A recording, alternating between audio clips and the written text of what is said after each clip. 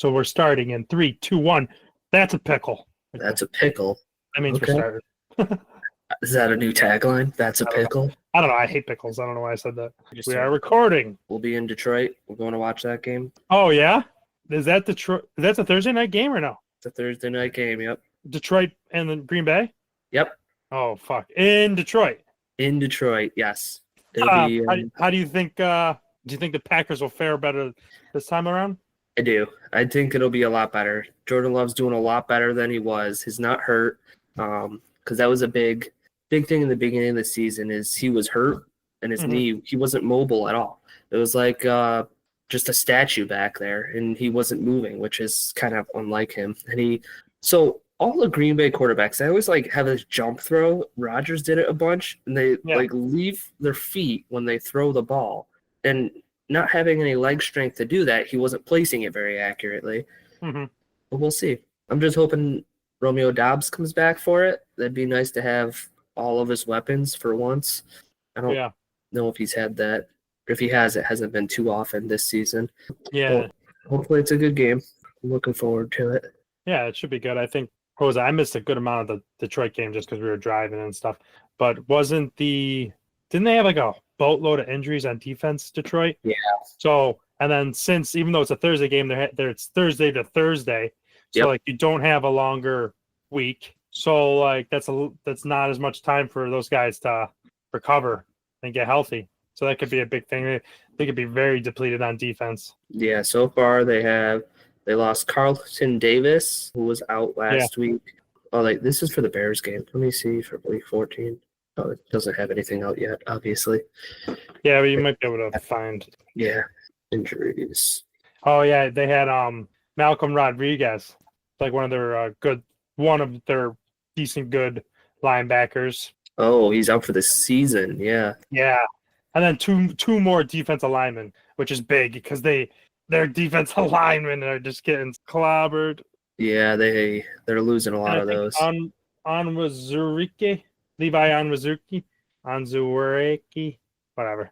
Yeah, I'm pretty sure he was one of the only guys that was actually causing a pass rush. Was he? I didn't notice that. I know they lost Aiden Hutchinson there for the year. Marcus Davenport, he tore his triceps. So yeah, that's unfortunate. Yeah, and Derek Barnes tore his MCL and PCL. Alex Anzalone is also out for the season. He broke his forearm. Yeah.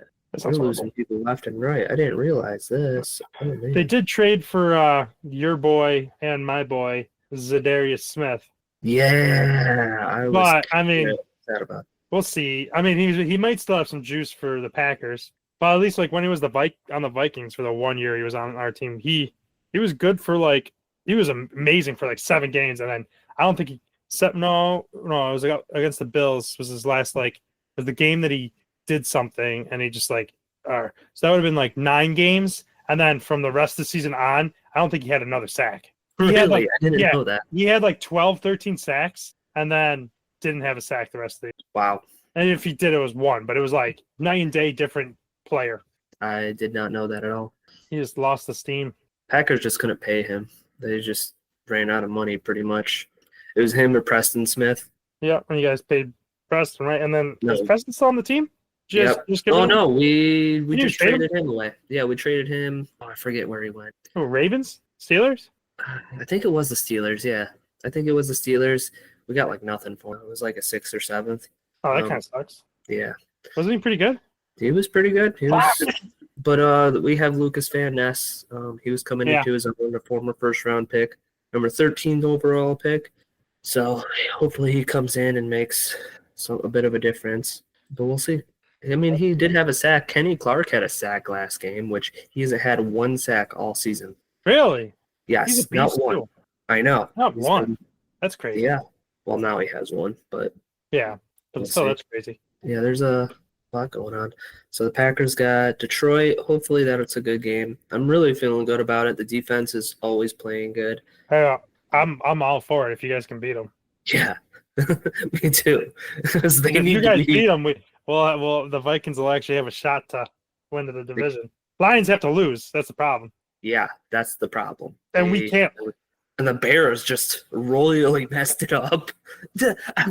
I was so upset at them. They had the chance. That might Yeah. be the worst coached like to play sequence I've ever seen. Yeah. Where it's just like, I why agree. would you not call a time? You just got a sack. Yeah, you want to preserve that timeout, but you just got sacked, and then what? That last play was like 30 seconds long. Yeah, it Call a was timeout, ridiculous. regroup. You got with 30 seconds. You got maybe one play if you do it over the middle. You go down. Spike it. You have to either spike it or I don't know. I don't remember. It might have been third down. I don't remember. But okay, if you got 30 seconds, if you're gonna go over the middle, do a quick shot, and then get on send the field goal team out. You're gonna be quick. Granted, their kicker sucks, but it just could have been. You had way more options than doing like one last play. Yeah, I mean, he deserved to be fired. I'm glad. Well, I'm not glad he's gone because it was kind of nice facing him. I know. I was hoping he would stay on a little longer. Yeah, because Caleb's starting to look pretty good. Yeah, he's gonna be a problem in the future. Yeah, he's a rookie. He makes those rookie mistakes, but he's getting better and better and better. Yeah. I mean, at this point, though, I think Jaden Daniels has Rookie of the Year all locked up already. Oh yeah, yeah. I don't think there's nobody that can compete with him. Maybe Malik Neighbors, but he was also hurt for a large portion of the season. Yeah, unless like Jaden just starts sucking. I mean, know. It's for his to lose. I don't think unless he like doesn't throw another touchdown, throws like 7 picks, and they miss the playoffs.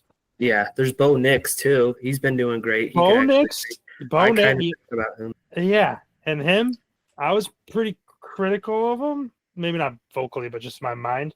But he's playing pretty good. And you know what? He's I think the one thing that I do think is a semi downside with him is he is older, so you're gonna see his ceiling way quicker.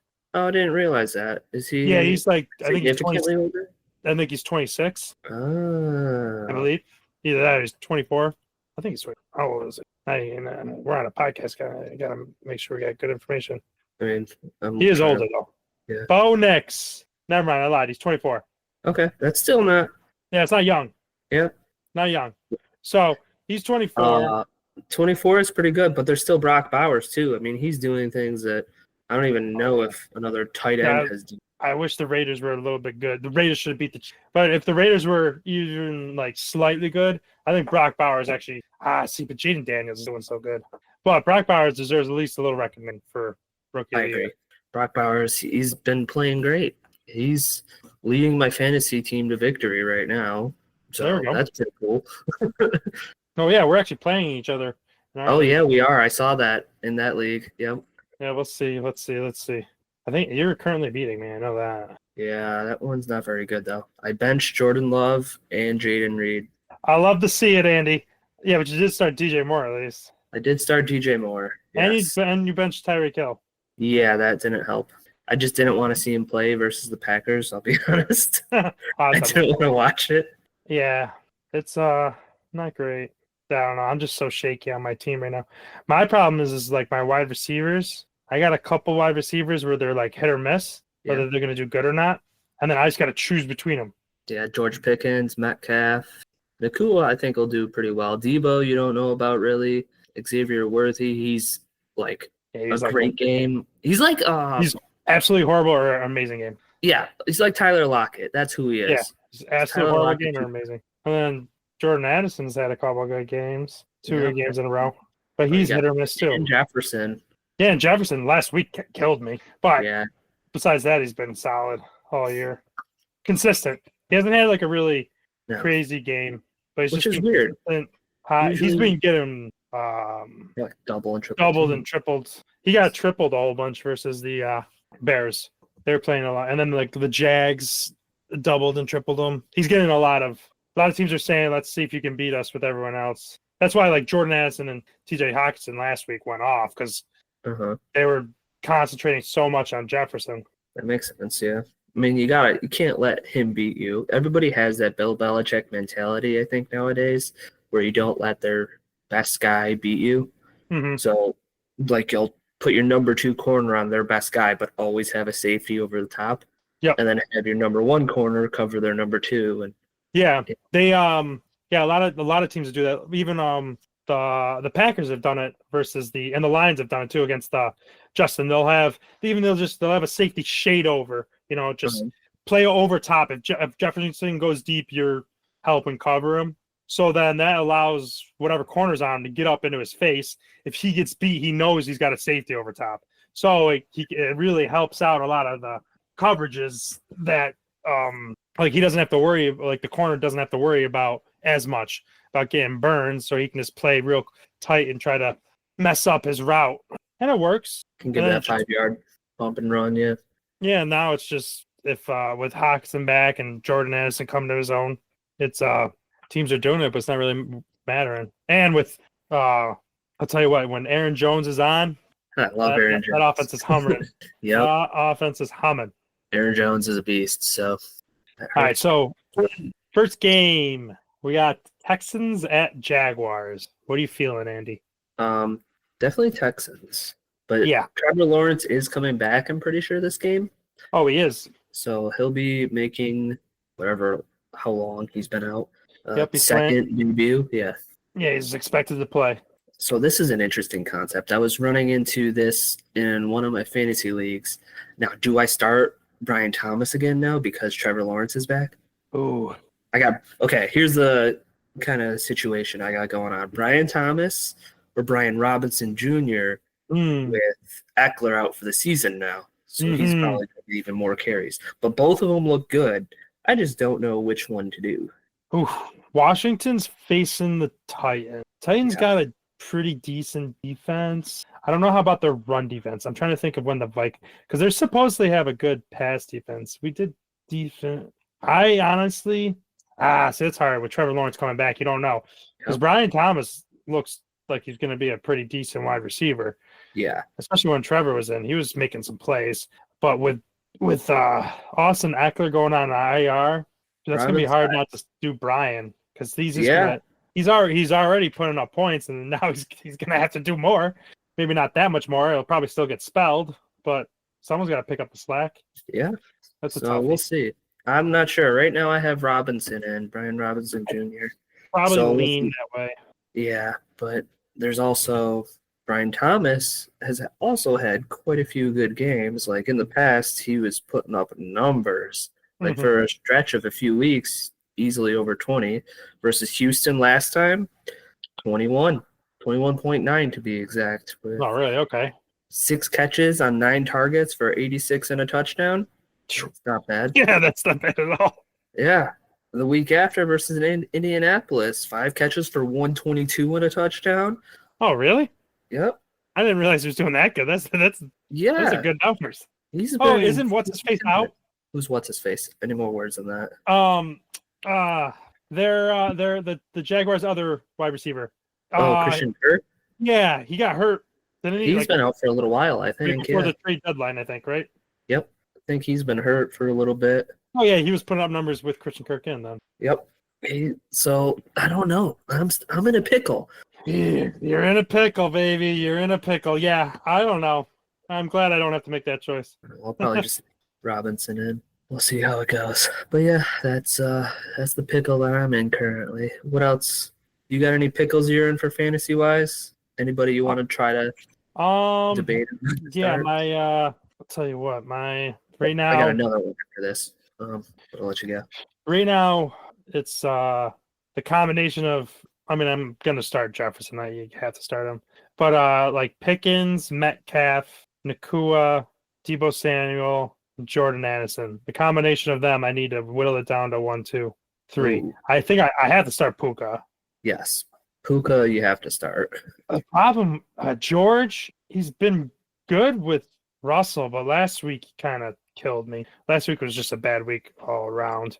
But he also hasn't been scoring that many touchdowns. He's just been getting catches and yards. Really? Metcalf's just back. He hasn't been. He had what? Let's see. He had 20. First week he had 5.9. Second week he had 28.9, which is good. Third week 20.4. Fourth week 15.4. But then he did 7.5, 7.8, 19.9, then 0. Ooh, 0. Oh, he was hurt. Okay, that makes sense. And then he went out and got nothing. Yeah. Then after the bye, he got 14, and then last week he had 9.9. and I'm trying to get some more points than that. And then Debo's been like, just my gosh, just been a killer. I don't know 'Cause what's he's- going on with San Fran's offense. Me I just neither. don't understand it, man. They throw it to just George Kittle, which I'm okay with. I have I him know. in Like the the leagues. first year, I don't have George Kittle in one of my teams. Yeah, but it's weird. All those they weren't throwing it to Ayuk at all when he was actually playing. Yeah, that And was then such a you waste of money. expect him to I don't know, get some targets elsewhere and for Debo just to take over. And Jawan Jennings comes out and he's having games of his life. Yeah, that's a 43 burger. Yeah. Yeah, I mean, yeah, because McCaffrey really hasn't done much yet either. He's been got some yardage, but yeah, mostly with catches and and what's this? See, that's why I don't think I can start. But like, I can't start Debo, but I could because he also rushes, but because Brock Purdy's out. oh, I forgot. I think he's still out this week too. Yeah, Yeah. he's right now. He's expected to not start, so it's expected to be Brandon Allen. I actually don't know. I haven't stayed on top of how serious Brock Purdy's injury is. Me neither. But what? So yeah, the last Tebow's been a shell. He's had 12.6, 6.1, and then 3.1. So like, how do I start him? But he's Debo, but I can't put him in. Yeah, that's tough. And then I don't know. DK's my thing is I don't really want to do Jefferson and Addison. No, I Last have that week- situation with Mooney and London in one of my Yeah, leagues. it's hard. Like you don't want to play both of them because the quarterback does bad. They both do bad. Yeah, exactly. Yeah, that's the problem. Yeah. And then yeah, my only thing is DK hasn't been doing great, and he's facing the Jets, which they're ranked 32nd against wide receivers fantasy wise. 32nd. That's Yeah, man. he hasn't been doing great, but it is the Jets. So we'll see. Wait, Or maybe 32nd, meaning the worst or the best? I'll throw in K-Dot and at flex or Mike Williams. Evans is coming back too, though. Is he? Mike Evans- Shit. Yep, he's All back. right, never mind, I'm not putting K-Dot in there. So that's the situation I'm currently in. So in one league, I have probably the most stacked team I have ever had. Oh yeah. And we have 5 wins somehow. Oh, that sucks. So listen to this team real quick. I didn't need a better quarterback. I got Jared Goff, Okay. like my weak point, but I got Chuba Hubbard, who's been freaking killing it. Yeah. He's projected 18. I got Sure. Kenneth Walker, who's also doing yeah. great. I got Yeah. Kenneth. He's a And this is where my team starts getting good. A.J. Brown, Justin Jefferson, Drake London, Brock Bowers, Aaron Jones, and then on my bench is Mike Evans because I can't play him. How many teams is This is a 10-person league, that's why. Jeez. But still, No. That's like an 18. ridiculous. That's like Yes. an 8-team roster. Wow. Yeah, but I don't know who to play. It's absolutely insane. Did you have someone pick like Josh Allen or Patrick Mahomes in the second round or something? I'd have to go back and look. But yeah, I love it when that receivers out the yin yang. Oh, Marvin Harrison Jr. I haven't played in weeks. Jawan Jennings I haven't played in weeks. Jeez. That is Jordan sick. or Kate Otten is on my bench. Yeah. Jaden Reed is on my bench. Wow. Ramondre Stevenson is on my bench. What the fuck, And Andy? Jordan Love is also on my bench. Shit. You know what that is? Is the same mistake I made. I should have traded some of my wide receivers. Yeah. Just to take off some of the pressure too. Yeah. Of like having to decide this stuff and Yeah. gotten maybe a little bit better running backs or just a little bit more depth at quarterback or just to take a quarterback away from somebody Just or something, yeah. just like because you got a stacked team. I don't even know. You could have probably gotten who's number one in fantasy as a QB. Jalen Hurts or No, it's definitely Lamar. oh yeah. What am I smoking? Yeah, Lamar. Jalen's probably second. Yeah, Lamar's got to be. You probably could have snuck in Lamar from somebody. I probably could have. Too bad. I think the deadline's over with. So, Yeah, it is. oh, well, next year. There's always next year. Okay, Andy. Not a very exciting game. We got the Colts, the Indianapolis Colts, not the Baltimore Colts, the Indianapolis Colts versus New England Patriots at the New England Patriots. So 10 years ago, that would have been the dream matchup to watch. that would have been, yeah, this used to be freaking TV. Nowadays, it's like, who wants to watch it? Yeah, you got two pretty bad rosters, like two of the more incomplete rosters Yes. in the NFL. I don't know if I can name anybody on Indianapolis defense right now. They used to have that's a good question, Andy.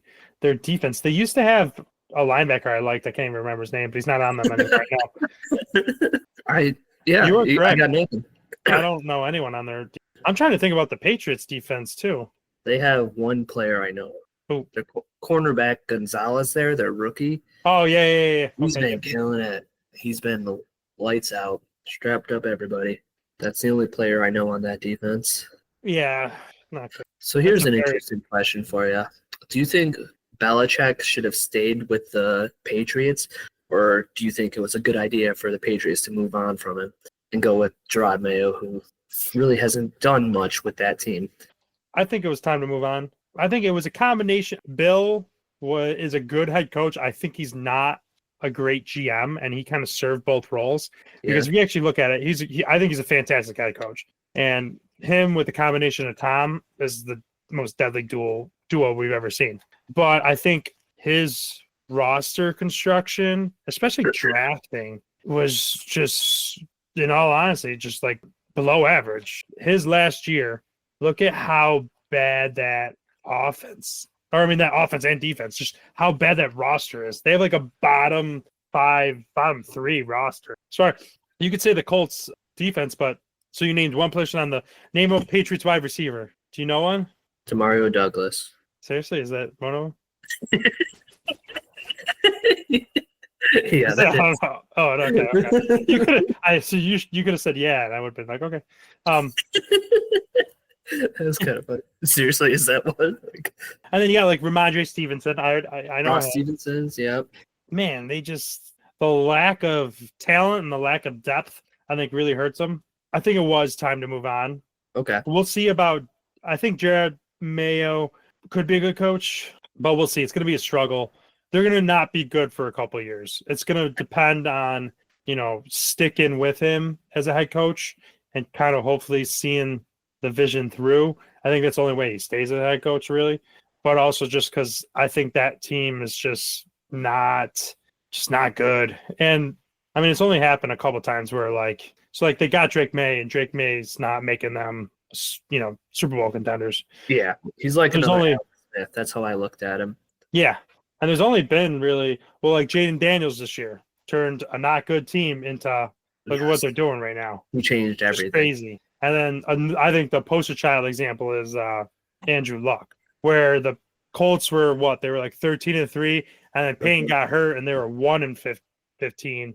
And then they draft Andrew Luck. That's basically the same exact 1-15 team, but then they go, I think, 12-4 and go to the playoffs with Andrew Luck. That's insane. Andrew Luck. Yeah, that's like that type of caliber player that you can just go in and count him. You remember Tim Tebow? He's like the accurate Tim Tebow who just went in and won games. Oh yeah. He was just infectious too. Yes, he could make your team believe and want to win. Yes. Yeah, but I mean, Andrew Luck is one of the better passers we've ever seen. I mean, I don't personally scout, obviously, but I'm pretty sure that when he came out, a lot of analysts he was the best quarterback talent they've ever scouted, and I think a lot of them still say that even to this day he's still the best talent. Yeah, there hasn't been a quarterback since Andrew Luck that's come out that's been better either. He was just that good because he had all the arm talent, he could make all the throws, but he was also sneaky athletic.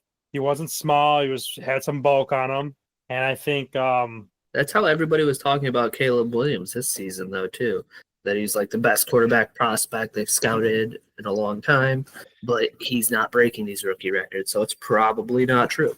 Yeah, I think Caleb Williams is definitely. I think Andrew Luck's coming out of college. Andrew Luck's a better prospect. Just my opinion. I think Caleb Williams is The thing with Caleb Williams, and it kind of shows in games, is he is not a good. He hasn't mastered it yet. That's the problem. He's a really good creator. He's a really good off script player. And he's really good at okay, the play broke down. Let me scroll out and make a play. But when he has to stay in the pocket and follow his first read to his second read to his third read, make a decision in college, that wasn't really something he showed he could do well. And I think currently he's showing progression in it, but he's still lacking in that. Whereas when you got someone who was even CJ Stroud, they just, as a confines of a QB, are a little bit better. Okay, so I just thought of a very good question for you. Judging by those two answers, they're both number one overall picks. Okay. Who was the best number one overall pick in history? Okay, so we could break this down. Best overall, That's number one pick. best number one overall pick. Now is that so number one, position one, right? Of the top, that's the very top pick of the draft. Pick Now, one, yes. Is that best player, meaning embodying their career, or best, or just like the best career that a person's had that's been drafted number one, or just best player, maybe a couple stretch they were the best in the world, no one could touch them. Well, and the career is going to be very difficult because we can go back to 1970, 1969. O.J. Simpson won in 69. Yeah. Terry Bradshaw's 4 Super Bowls won it. He was the number one pick, which I just found out. Yeah, I'm gonna have There's to a bunch of them. Earl Campbell was a number one overall pick from Texas. All right, well, you know what I'll do? Bruce Smith, Yeah. Troy Aikman. We're gonna have to narrow it down. I'm gonna say best player over a 1 to 3 season gap where they were like the best in the world, top. Okay. Like, I like that touch. That's how I'm going to take this question, because otherwise I think it's going to be really. I mean, the way I'm taking it's still going to be hard, but the way that's because you still got theoretically, technically, you got like John Elway, even though he's got some like funny business where he like got drafted by the Colts, and then he said no and went to played baseball for a year or something. And then he got drafted by the Broncos in the 7th round. He's got some weird stuff going on with him. Yeah, that's true. I never thought of it that way. I have my answer. I mean, you got Bo Jackson, but he's another example. He got drafted number 1 by the Bucks. He went to baseball and he was like, nah. You have yours. Let me see. Oh, sneaky. In all honesty, this might be, I could tell you probably best career to go back on what I said I was going to say. Oh, you got Peyton Manning too. Shit. Yeah. I was saying, but also Orlando Pace is a sneaky pick too.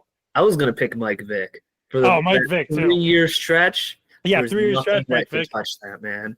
Yeah, that's true. From 2001 to 4 or 5, whatever it was, maybe 02 to 5. But anyways, that stretch that he had was you just couldn't touch him. You couldn't tackle him. And if you even got close to him, he'd be like, no, I'll just chuck it deep. Yeah, it would have been interesting if he never obviously broke the law and was doing criminal activity. Yeah. But his career would have been wild because didn't he broke his leg and then it was the year he was about to come back. Isn't that when he got caught, like in the off season of when he was going to come back? I think. And then he went, he missed how many? I could be able to tell you. He got caught in 2007. And then after serving his sentence, he signed with the Eagles in 2009. Oh, okay. He wasn't out as long as that. I thought he was out longer. No, only a couple years. But yeah, he was pretty incredible to watch. What's really fascinating, both Manning brothers were number 1 overall picks. I wonder if that's ever been done in history besides the 2 family members. Yeah, I don't know. What was that? I don't think it was brothers, but I think wasn't there a father-son? They were at least they were both top 5 picks. Really? What was There's Asante wasn't it Jake Long? I don't know. Who's the Jake and Howie Long? Is that his dad? Yeah, I don't know if Jake maybe it was the 2nd overall pick and then Howie. I don't know. Jake if was a number 1 actually. Yeah, but I think wasn't it Jake Long and then it was another Long right after? Chris Long? Yeah, I think Chris Long is the son. I think Jake Long isn't. Yeah, I think you're right. But I don't know if Howie was first overall pick. All right, let's go old school then. Let me see. I mean, if you go old school, it's got to be. You go old school. It's got to be like O.J. Simpson or Terry. I mean, you got Ron Yeri, my boy. Ron Yeri. Tackle of Minnesota Vikings. Pro Bowl, 1971, 72, 73, 74, 75, 76, 77. That's a pretty damn good little run. Yeah, but if we're going lineman, you got Orlando Pace. Yeah, there's really good ones in there. Troy Aikman would have to be way up there too. So Troy Aikman's interesting because he won all those Super Bowls, but did he ever really have those statistical accolades? Yeah, I think I know that. He falls under the same category kind of as like Emmitt Smith and even like Michael Irving.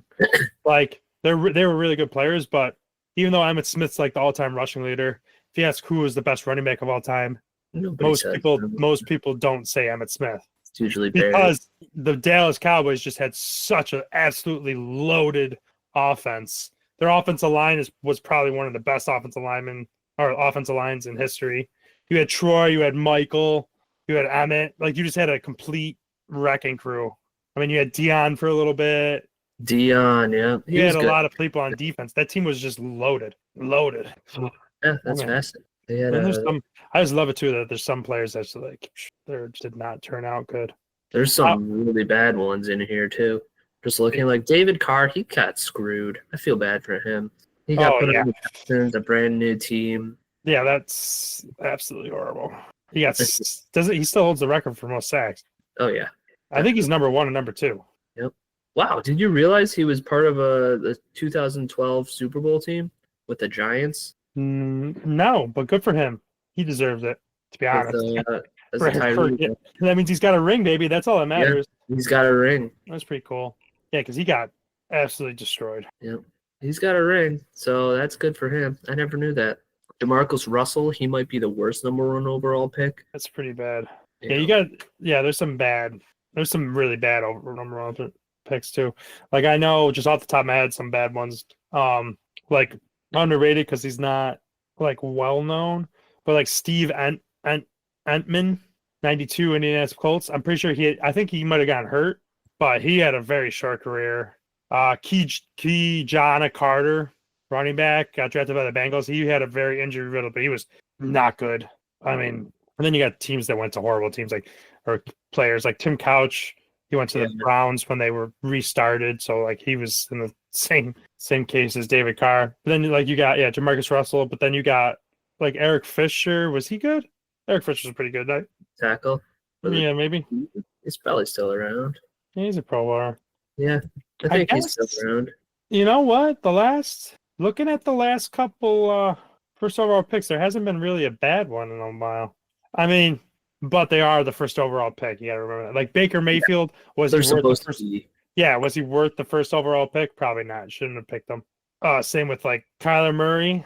He's good, but I mean, they needed a QB, I guess. I don't know who else quarterback wise is in that draft. But so for number 1 overall pick is interesting because a lot of the times I feel like the team chooses it based on need. It couldn't always be best player, but for most of the bad teams, if they have the number 1 overall pick, they don't have a quarterback. So that's typically where it is.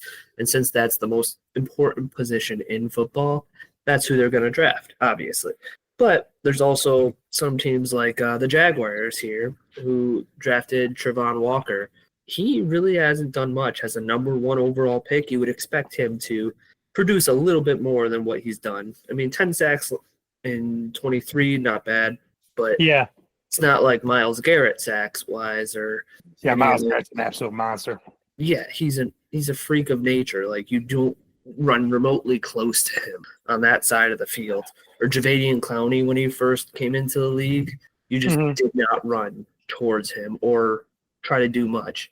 There's a lot of those players that were taken as the number 1 overall pick, and you would expect Trayvon Walker to be on that level, but he really hasn't gotten to there. No, I completely agree. I got a what if for you, Andy. Okay. Now we're gonna go back to the I know where this is going. 94, 91. 1989 NFL draft. Is this the one with Barry? God damn it. Yeah. I know where this is going. You have the second overall pick, Andy, as the Green Bay Packers GM. You got Tony Mandrick on the board. You got Barry Sanders on the board. Derek Thomas and Deion Sanders. With all the hindsight in the world, I don't know the construction of your team at the time, but who are you picking? They had just drafted Brett Favre the year before, I think. Or maybe it was this year. Well, he was first drafted to Atlanta. Yeah, you guys traded for him. Yep. I don't know when you guys got him though. I think you guys actually weren't that good right now, right? No, they were pretty bad at that time. Well, obviously, you got the second overall pick. They were pretty bad. Oh yeah, I got the 1989 NFL or the Green Bay Packers. Your quarterback. Oh no, this is the draft. Don Majowski, probably. He was actually not bad for that long. He played, I don't know, he's probably like 5th best quarterback of the Packers between like 60 and 80 something. Packers just didn't have anybody at quarterback. Yeah. But he honestly was not bad for a long time. That's good. He probably But, played with him 6 or 7 seasons, I'd say. what was his name? Don Majowski. Yeah, okay, yeah. He was actually a Pro Bowler. Yeah, he was pretty good. Oh, you had Sterling Sharp too. Sterling Sharp, I'll tell you what. Sterling Sharp. Sterling Sharp was amazing. Yep. I'm kind of mad he's not in the Hall of Fame yet.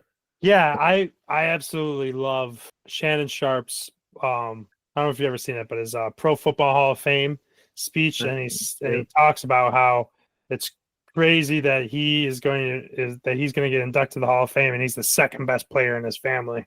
Yeah, it's because his brother. You hurt his neck, I think, right, Sterling? But Yep. he was. I remember watching. I was like, really, Shannon? I watched highlights. I'm like, dude, Sterling Sharp. Sterling was amazing. Incredible. Him and Favre back in the day, Favre won 3 MVPs a row with Sterling Sharp at wide receiver, and he had ridiculous seasons. I don't remember what they were, but I remember looking at the stats and just being in awe of what he was able to accomplish. And you know what? He did it all with nobody else on the team. We had, I don't even know who it was at running back at the time. Not much players really, but it was pretty much just Brett Favre and Sterling Sharp. They were just slinging, doing their thing, slinging it. Sterling Sharp. Your general manager, Andy. Taking Barry. Yeah, Tony Mandrick. Taking Barry, man. Who will hold out for most of the preseason and then play most of the regular season just on special teams. Or you have possibly the greatest running back of all time, possibly the greatest corner and baseball player, not the greatest baseball player, one of the best dual athletes ever. Oh, I forgot about Dion. Yeah. That's and Derek Thomas, too. Yeah, and then Derek Thomas, who was an absolute gangster. Pairing him with Reggie White? I was going to say, you actually might go. If you went Derek Thomas, that defense would be wild. Reggie White and Derek Thomas could have changed everything for a decade. Yeah, because Barry's Barry. Dion's obviously. It's just so unfortunate, but also fortunate for myself that you guys chose Tony. Which, I mean, he looks like he would be good. It just turns out he was on mass amounts of steroids and painkillers. He was supposed to be the best offensive line prospect ever. Right? Yeah. I think a lot of people say just the best prospect ever. Yes, he was like a freak. Just an absolute monster of a human. Standing at 6'6", 330 in that day and age. That's a big dude. Yeah. Coming out of Michigan State. Oh, Nick Saban was his coach. I did not know that. Really? Yep. Holy shit, Andy. He ran a 4.65 40. Did he really? As an offensive lineman? At 330. At 330 pounds, he ran a 4.6 40. 330. He ran a 4.65 40. Standing long jump of 10 yards, 3 inches. 30-inch vert, so that's not great, but he's a big-ass lineman. Oh, my God. Bench 225 39 times. 39 times? Are you kidding me? But that's a little bit of the problem, dude. He was all steroids, all painkillers. He's just all muscle. That's all he was. Did you ever watch the documentary on him? No, I have not seen. Oh yeah, there's like I think there's a 30 for 30 on him or something. But yeah, he used to do like he would use like the Wizinator to try to in college to pass the drug test or whatever. But I remember he was saying that at like one of the Packers mini camps, he would hide some of his painkillers in his cup. So then when he went to go to use the porta potty to go to the bathroom, he would pop his pain pills because he was addicted. Yeah, I didn't know that. That explains it. Yeah, I mean he hit it well, as you can tell. He didn't really pan out in the NFL, but I can see why they drafted him. Anybody that runs a 4.6 40 at 330 pounds and can bench press 225 39 times, there is something that he's doing right. I know that for a fact. Yeah. It may all be artificial. It may not be humanly possible, but that was working for him. Oh, I do. At least get drafted. Yeah, and I do apologize. It was not pain pills. It was actually he would keep syringes in his athletic support. Oh, oh, And have his okay. narcotic Yeah, supply close at hand. So yeah, so he would yeah. keep syringes of his painkillers In his in cup. his cup. Yeah, that's pretty wild. Yep, and then in 2009, he was sued by his former girlfriend for posting explicit photographs of her online. I thought that was funny. Okay. That is... Wow. That's something I did not expect to hear. I can tell you that. I think you guys got to draft. Derek Thomas is real. I think. Honestly, it doesn't even matter. One of those three, No, yeah, Barry, one of them. Dion, or Derek Thomas, one of those Hall of Fame players to Like, help. Like, could you imagine Deion Sanders and Mike McKenzie and Leroy Butler and all them in the secondary?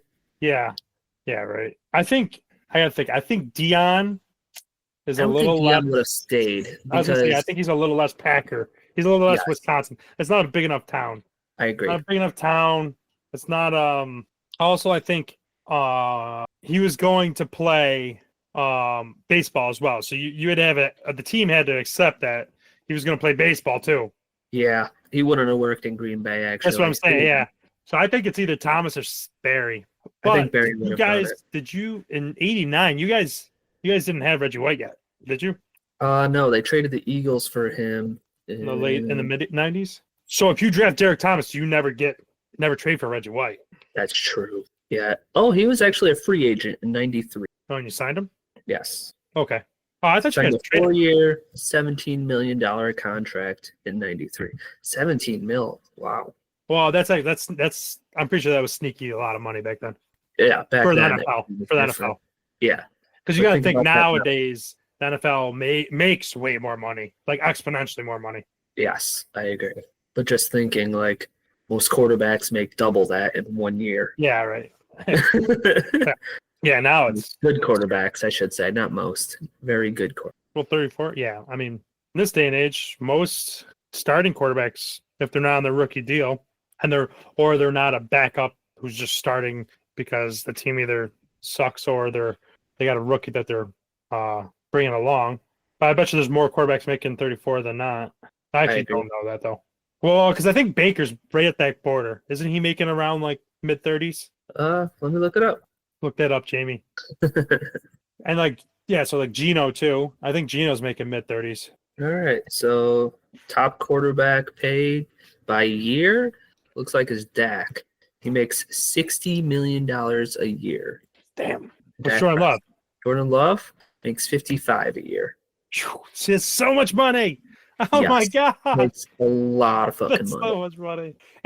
But the problem is too, is like that's probably not hitting the cap yet. Both of them. Actually, Jordan Love, we paid him like 75 million this year. Oh, that's good then. Yeah, so ahead of the his next 2 years or next 3 years, however long he signed, are actually lower. That's good. Yeah, it's different from a lot of people actually. Yeah. I think as long as you are paying attention, you don't want to like turn into cap hell like how the Saints did, the Cowboys at one time did, and they're about to be in cap hell again with the Dak and CeeDee Lamb. Yeah, so he's actually 109 versus the cap this year. Holy shit. 109 so much. 109. You guys got no one on big contracts then. You guys are very young though. I forgot about that. The youngest team, yeah. You guys got a lot of rookie contract players. Yep. So actually, the next 2 years he makes 11,900,000, and then 10,400,000, 10,400,000, and then his last year he gets paid. So he got paid in the beginning and the end. His very last year in 2028, 49 million. Whew. Okay. That's a very interesting contract. That's a very weird contract. That's all right. I mean, so he really gets paid at the end, yeah. Yeah. If you got the cap space though, I got no problem like front loading it, like that.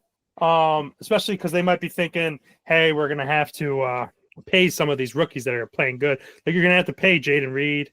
You're gonna probably want him to stay. The question is, are you gonna want to pay him number one, like true top of the dollar number one? But regardless, if you got the money, fucking keep, And then I think they'll probably pay him.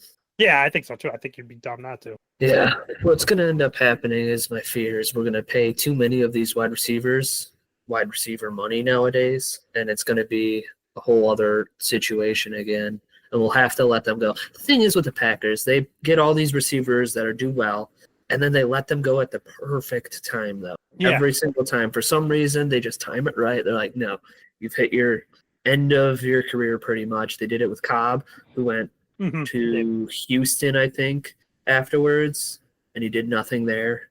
And then he joined back with Rodgers. Yep. Jennings. Yep, Jennings, he left. Jordy. Did he have a year, maybe? He went to Oakland. He did all right for a year. It's also Oakland. Yeah. And then Devontae, too. Devontae did well in Oakland for 1 year. Yeah, I think Oakland's just a shit show. Yeah. James Jones also went to Oakland. Yeah, that's a lot. A lot of people go to Oakland. Yeah, all our receivers gonna die. That's funny.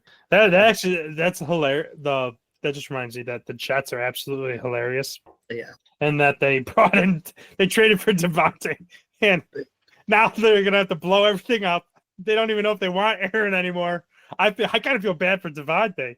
Devontae's probably like, what the hell? Yeah, he went from one situation that was bad to possibly a worse one. Yeah. Watch him come back to. No, they could never sign him again. I don't think they ever would. He wouldn't play. I think he's still good, but I do think he's kind of like what DeAndre Hopkins was a couple years ago, where like maybe like DeAndre Hopkins like last year on the Cardinals, where he's still really good and he could go open, but he never was a fast player really. And he just is really slowed down. He's like he's kind of like how Keenan Allen is. Yes. Where Keenan Allen is like they could still get open, they could still catch the ball, I think Devontae Adams was way better than Keenan Allen at the top of their game. So I'm not trying to diss Devontae. But like Devontae doesn't have that consistent I'm gonna take over the game week in and week out anymore. Not anymore. He used to. Oh, yeah. When he was on the Packers, I mean. Yeah, when he was on the Packers, at one point he was the best. Seneca Wallace, I think it was him, throwing it to him like 12 out of the 16 times he threw it. And Devontae had like 10 catches. It was versus the Browns, I remember. He just went off, and he had the spin move in overtime and won the game. He caught like a slant and just took it to the house. Yeah. Yeah, I mean, at one point, he was the best wide receiver in the game. Yeah, he just couldn't be stopped. Good times back in the day. I know, that's the sad thing, though, is like when you watch, especially with like players who are on your team, your favorite team for a very long time, and you get to watch them, and then it's like so sad because like eventually, like they're either gonna leave or they gotta retire. You know, they can't do it forever. Like mine right now is my first current jersey that I bought was when we went to the Vikings versus Packers at the Vikings Stadium opener. I bought a Harrison Smith jersey in 2016. Yeah, 2016 season. Was it 2016? 2015? 17. No, it wasn't. It was 2016. Because 2017 was Case Keenum for the Vikings. So we didn't. Bradford played the first opening game against the Saints, but then he got hurt. So, but it was by Harrison Smith.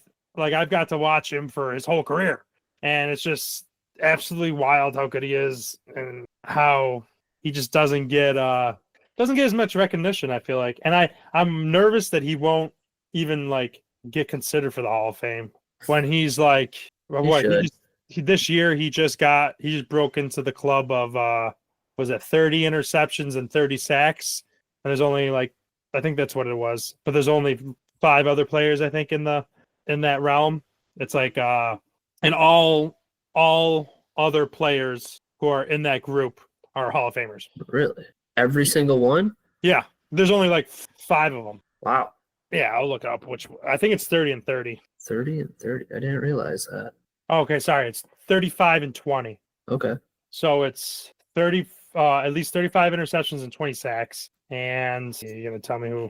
Yeah, you might be right. I can't find Packers versus Vikings 2016, 2017. Okay, yeah, so oh, sorry. It's at least 30 interceptions and 20 sacks. He's the 12th total player to ever do it, and he's the 7th defensive back to do it. And Charles Woodson, buddy. Rondé Barber, Brian Dawkins, Leroy Butler, and Larry Wilson, and then Rodney Harrison. Rodney Harrison's a finalist this year for the Pro Bowl, but besides that, all the rest of those guys are Hall of Famers. Sorry. Yeah.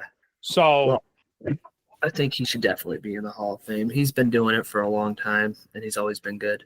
yeah, he's just like he's just a fun player to watch. That's why I like Charles Woodson, because he was always all over the field. He didn't just cover in the secondary.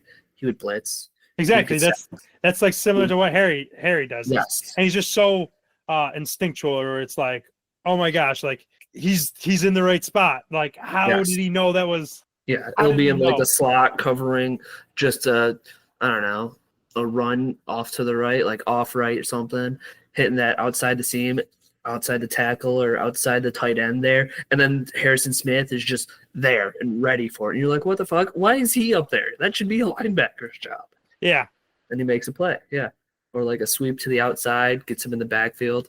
Yeah, they shouldn't be there, and they're there. Yep. Those are always good players. Yeah. That's kind of how Troy Polamalu was like that.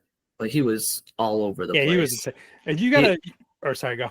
He was just an animal. They used to put him into just a rover position, apparently. They would just not include him on the play. They would just let him do his thing. Which was insane. Coach would. Yeah, like, what kind of coach just like, all right, go make a play. You can do whatever you want. Yeah. It's crazy to think wild. about. Well, and we grew up with like some animals, like him, Troy Polamalu. Like, we got to see at the same time Troy Polamalu and like Ed Reed. They were insane. I remember together.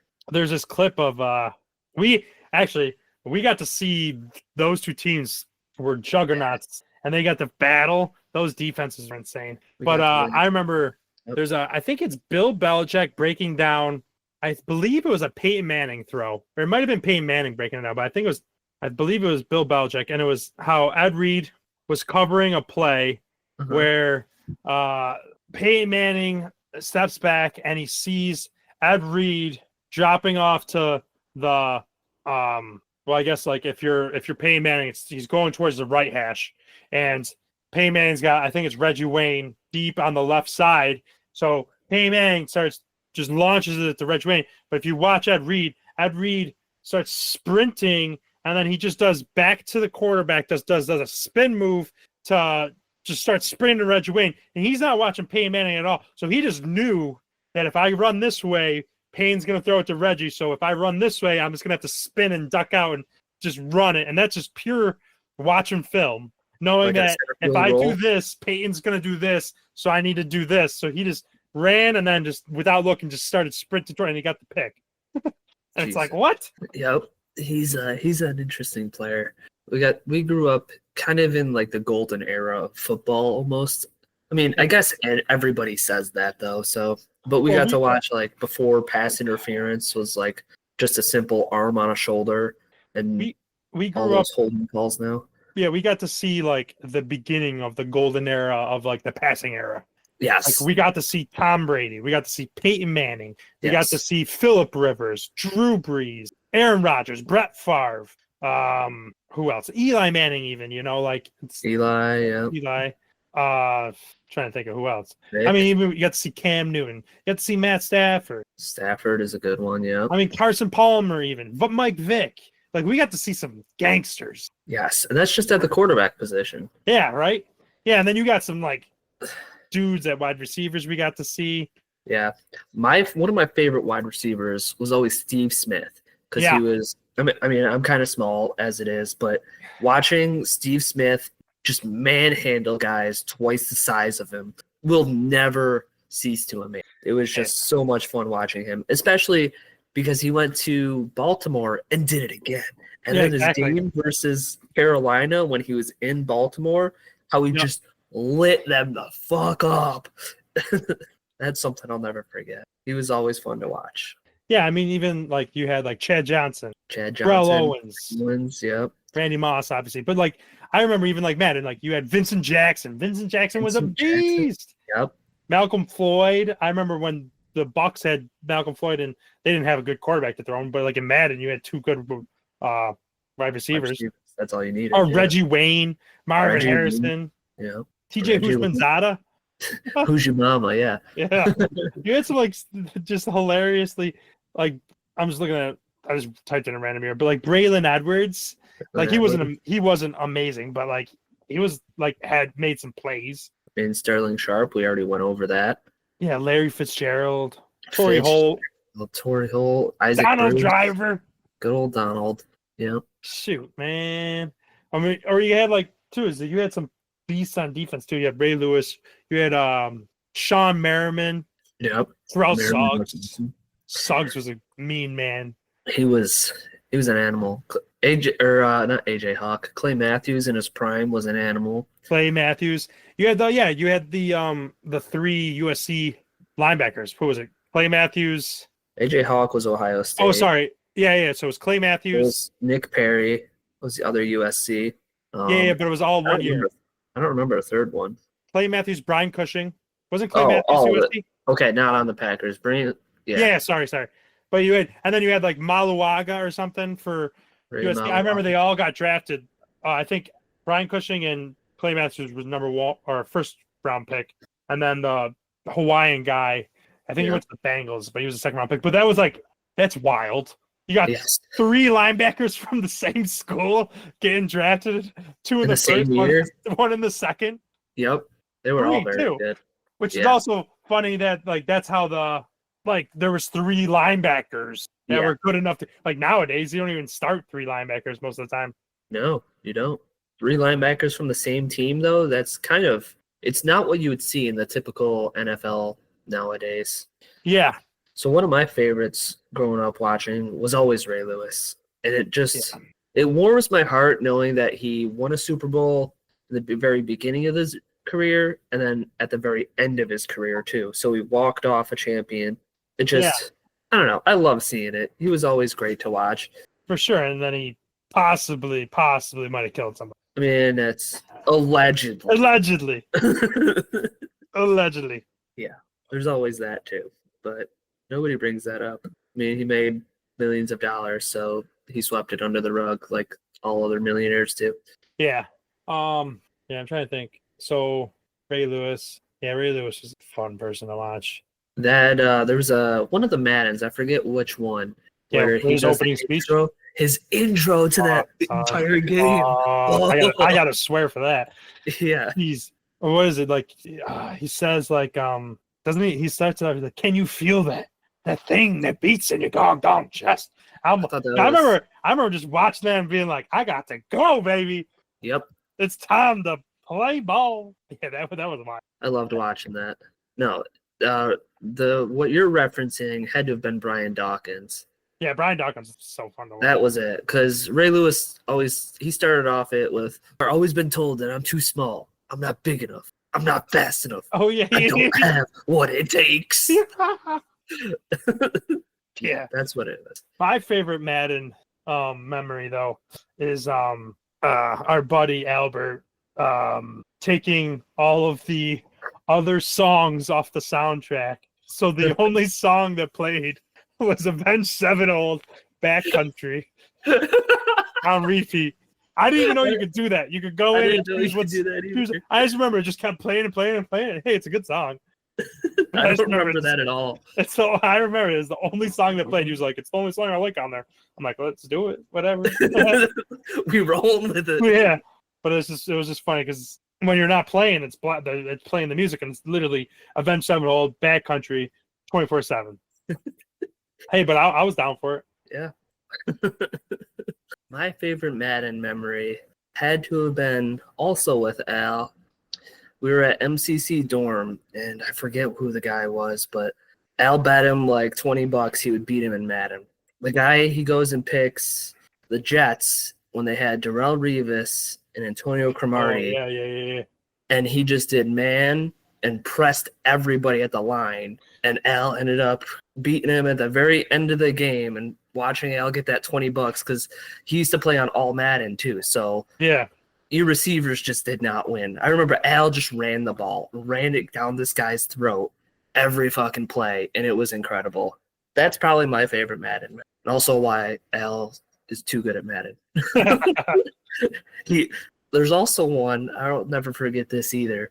I was so close to beating Al. The thing is, he would fuck with you when you played with him. I don't know if he did this or if you ever caught on, but he definitely did it with me. He would let me get up by a few scores And try to come back. and then try to come back at halftime. He'd be like, "All right, it's game time now." You And gotta make it a little interesting. yeah, I was up by like 28, and he started coming back, and of course, he ties it up, and I'm driving down the field.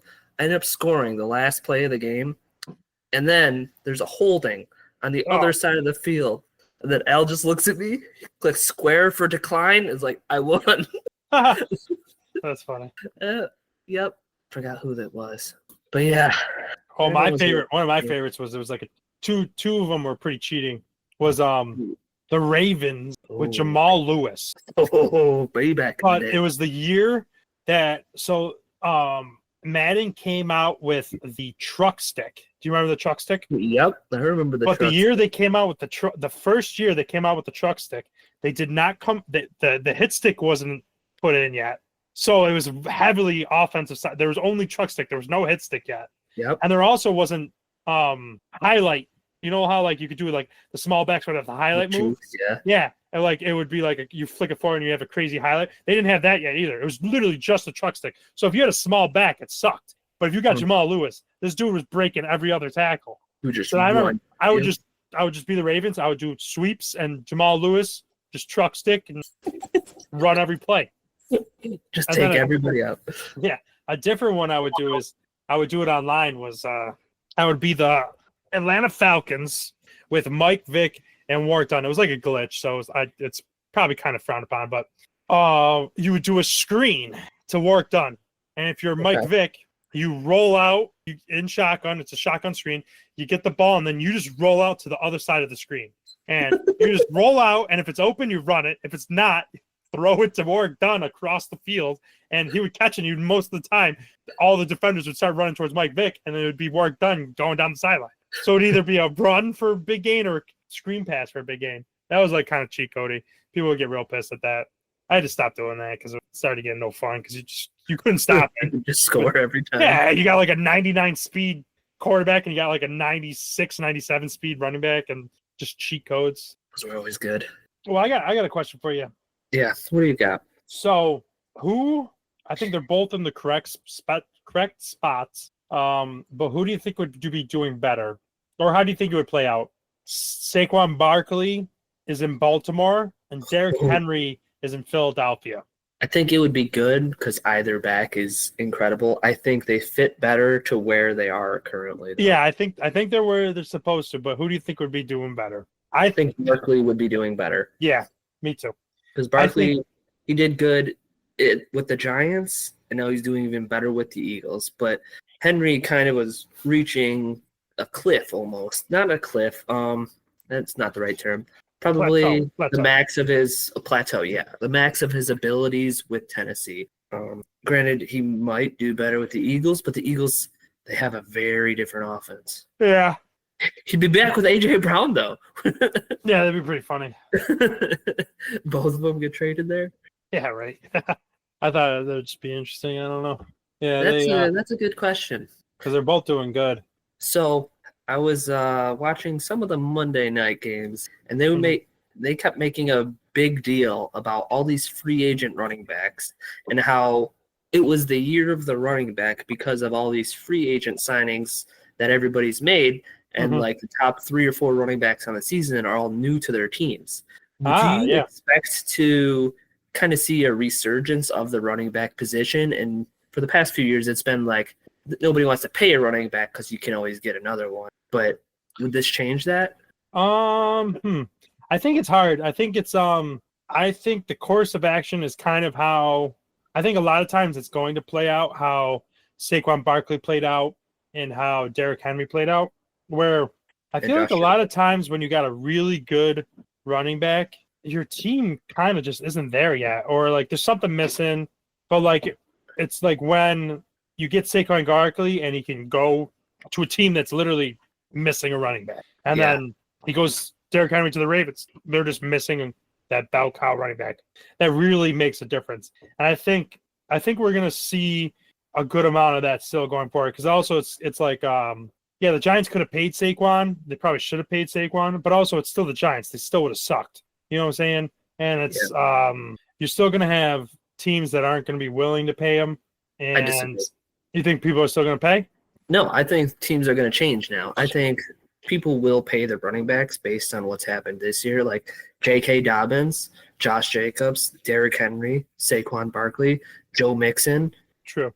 Like, how many running backs are brand new to their team and freaking killing it in this new system? They are. Like Josh Jacobs, if he wasn't on the Packers, they'd have Aaron Jones probably, but Josh Jacobs is their offense right now. Jordan Love really hasn't been doing too well. That offense wouldn't be the same in Philadelphia or Baltimore. I guess it'd be good, but I think having that great running back on the team puts teams at another level. for sure. Yeah, I think I actually I agree with you. Is what I'm trying to say. Is where I was coming at it from was I think a lot of I think you're still going to see a free agency. It's going to be a free agent pickup that you're going to get paid in free agency or via trade, like Christian McCaffrey, which like Saquon Barkley, like Derrick Henry. I think and Josh Jacobs, Aaron Jones, like you get like that player that's still got some juice and he can get paid. But I think you might still see teams because I think when a team like let's say like Derrick Henry was technically I think he was a second round pick. I don't think he was a first rounder. Because I think he got drafted the year that there was no first round running backs. But when he got drafted, or I think the Titans, when you draft a running back not in the first round and they're good, you might get in this mindset that like, hey, we could draft another good running back late. Yeah, that's true. And you're like, why would we we drafted him in the second round. Let's just draft another. That's a second round. Let's just draft another second round running back. Like I think, but a team might be like, look at this running back. He is what we need to make a difference. Let's go pay him and make sure we pay him more than anyone else wants to pay him, or pitch him the idea and be like, hey, you're going to be the guy and we're going to go to the Super Bowl together. I think I still think running backs are going to get paid and I think they're going to get paid more and more, but I do think it's going to be a more so free agent based than I can see that. I could see that. Not taking a running back in the draft, but more so waiting to see what they can do and then go out and find your running back. Yeah. Yeah. And then I'm a huge proponent too do that as well as draft a 5th, 6th, or 7th round running back every year. Yeah. Because look at how many of them sometimes like Aaron Jones. Aaron Jones, Tyrone Tracy. He's not amazing, but he's still pretty good. Yeah, like and for peanuts, that's a pretty good pick. You get and just get a lot of the times the problem with those later round picks is they're missing something. Just use another late round pick on a player that's good at the something they're missing. Yeah. Like a lot of times they might just they're a pure runner. They're not going to catch the ball. Okay, go find someone who can catch the ball, but it's not going to run that good, or they're not going to be able to run through in between the tackles. All right, then just do a two back. And then if a Saquon pops up, I mean, Saquon is a once in a lifetime, but he's like him. Different. He's generational. He's just built different. Seeing that backwards hurdle, nobody has ever even thought that was possible. That was the best play I've ever seen in my life. Yeah, I shouldn't say best play. Best athletic feat of athleticism in the middle of a game. Yes. It can't cross anybody else's mind, and it probably didn't cross his mind either. He just kind of did it, is the thing. Like, and then let alone be able to do it. Yes. Like how I don't even know how. Like because all of your momentum is not going. Like you're stopped, and how do you still jump that high? Yeah, it just doesn't make sense. Facing the other way, like turn your shoulder. Oh, there's a guy coming at me. Oh, I should jump. No. Yeah, right. And be able to jump over him. Yeah. It's just not fair. I mean, I shouldn't say that because I'm sure he works for what he's able to do. But I don't know. He's just built different. Yeah, right. And many of those players are, though. So it's very true. Yeah, I mean, they're all animals. Yeah, they're in the NFL for a reason. So they all got to work hard and be incredible. Marshall Faulk was one player who never worked out. Oh, really? Shit, what? For as good of a player as he was, he never lifted weights or did any of that. I wonder what would have happened if he worked out then. Yeah, that's what I was thinking. Oh, James Conner got extended. Oh, did he really? Speaking of running backs getting paid, 2-year extension, $19 million. There you go, $9.5 million a year. That's a pretty good contract. It's pretty good. Considering he's not a super young running back anymore. James Conner? Yeah. I mean, he's been in the league for Breaking news on the podcast. exactly James Conner, because he was originally, where was he? He was on Steelers. Oh, he's 29. Okay. Oh no, he's not that old, but 29's getting up there for running back. Well, he was born Cinco de Mayo, May 5th, if anybody cared. Isn't it wild that like a lot of these people are younger than us now? Dude, I was thinking that the other day. I was looking at, who was it? They were born in like 2001. I'm like, are you fucking kidding me? Yeah. 2001? It's a decade after me. Yeah, that's so crazy. And they're playing in the NFL. Yeah, they weren't even alive for 9/11 Yes, that's crazy. and playing in the NFL. Nuts. I mean, it was somebody, it might have been during the draft actually this year. But there's people even younger than that in the draft. Well, yeah, Like what is Jalen it? Daniels, how old is he? He can't be. I think he's 23 or 24. JJ McCarthy was 21. JJ McCarthy's real young. Yeah, he's real young. Yeah. Jalen Daniels, December 18th in 2000. Yeah, Very see, close. JJ McCarthy, January 20th, 2003. My God. Yeah, What he the wasn't fuck? alive for 9/11. Yeah. What? 2003, Andy. So I had this thought the other day. I wanted your opinion on it. Yeah. It just crossed my mind that Aaron Rodgers is kind of going down the same path as Brett Favre. The answer is no. Goes to the Jets. I don't Plays want there him. for 2 years.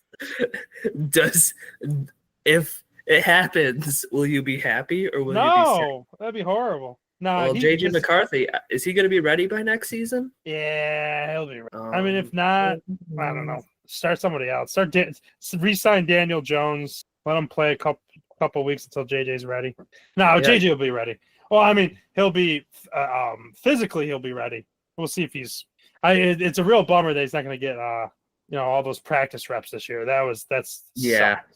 I mean, I'm always a fan of letting your rookies sit, though. Yeah, me too. I was all for it. I would love if JJ McCarthy would sit this year. It's just I Yep. wish he was sitting but also practicing. But Yes. just him being hurt, Getting the full experience. yeah, kind of sucks. But yeah, on Aaron Rodgers, no, I think Aaron Rodgers is very different than Brett Favre. Like Brett Favre loved football, or I should say, Brett Favre loved football. Like he might not be the best human being anymore because of all the things coming out with charities or whatever. But he loved football and like he was a kid playing. Aaron Rodgers is like very different. He's a different human. He's like stoic about it. Yeah, and the one thing that I honestly don't think he personality wise would mix with our current culture that KOC's built because he even watching like the Jets press it's never Aaron's fault. Like there's a guy out of position. The coach called the wrong play. There was a miscommunication that I thought we were going for 2, but the coach made the decision that we weren't going for 2. Like, dude, it can't always be you're the head, you're the quarterback of the team. It can't always not be your fault. Yes. Like if a guy is out of position, he can't always be out of position. Like you told him to be in a different position than he's supposed to be. It just bugs me that it's always not his fault. And I feel like I don't know if it was that big of a deal when he was on the Packers, but I feel like this year it's like holy shit. This year I have seen it a lot. It's like, wow, it dude. may have been because I don't know. I didn't want to see it, and I was kind of blocking it out for. Yeah, it could be hard when he's your guy. Yeah, but I didn't see it when he was on the Packers. But we also had some greatness with him, so didn't happen nearly as often. So it's kind of hard to say. He never really blamed McCarthy or LaFleur for things, from what I saw. Well, I don't think he doesn't. He does a good job of not blaming, but he does a good job of definitely making it not his fault. That makes sense. He could be a politician. No, yeah, he's great at it. He's very good at making it not his fault, but also not like directly blaming somebody. But like when you listen to him, you're like, oh, all right. It's the coach must have made the wrong call then, or that wide receiver must have been out of messed up. So it's okay, all right. I understand, Aaron. You did a good job though. That's what he's trying to get you to say. Yeah. I don't know.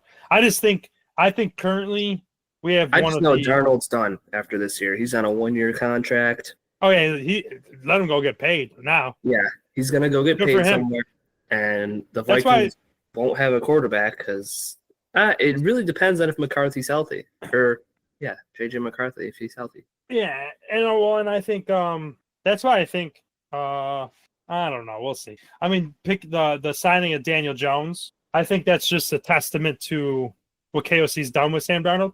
That Daniel, I think it's a very smart move on Daniel. I forgot about Daniel Jones. Yeah, honestly. so I think it's a very smart. He signed to our the Vikings practice squad. Yep. I think it's a very smart move for the Vikings and a very smart move for Daniel Jones. Daniel Jones could have went to Las Vegas and probably started this weekend or on Thursday. Mm-hmm. But what good is that going to do you? You're going to be thrown in, not know the playbook, but you're also going to be on a pretty shitty team. So, like, your best bet is go to a contender and be able to sit and, like, learn, like, do the way that, like, look how it's worked out for Baker, for Geno, for Sam. Like, all these players, they went to good coaches and good football minds, and they sat and they learned, and they had to, kind of, like, just, like, forget about me for a little bit and let me regroup and relearn. Yes. And I think, I think Baker being on the Rams for that short part of time really helped him out with Sean McVay. I agree. I bet you could even make a statement that if who's the Packers backup right now? No, it's a rookie we signed. No. He started a couple games. You traded for him. He was from the Titans. Oh, Malik Willis. Yeah. Malik Willis. I can make you an argument because I think there's four. I think there's five. I almost said four because four of them are. But like Matt LaFleur, I'll name the four off quick. But Matt LaFleur, Kyle Shanahan, Sean McVay, and KOC, all from the same tree, different branches. So they have different styles. But I think all of them QB gurus. And then I was going to throw in Andy Reid, obviously. But all of them QB gurus, where if you get to sit in that, even you don't even got to play. You just got to sit in that QB room. You're going to be such a better player. Like I bet you Malik Willis, if I don't know how long his contract is right now. He's probably still in his rookie year, so he might have one more. You might have one for one more year. But I bet you if someone was like, "We're going to give you a shot," I bet you he wouldn't be that bad, just because he got to be with Matt LaFleur. Because Matt LaFleur, one of the best offensive minds in the NFL right now, and I think you're seeing that with Sam, and then I think Daniel Jones. It's immediate upgrade for the Vikings backup QB situation. Once he learns it, because we have Nick Mullins. He's been in for 2 plays this year, and both plays were great plays, first downs, huge chunk plays actually.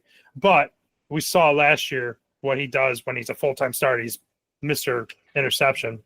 So, but Daniel Jones is immediate step up. I mean, he's not amazing, but also I think a good move on Daniel Jones. No pressure to start. You're not going to play.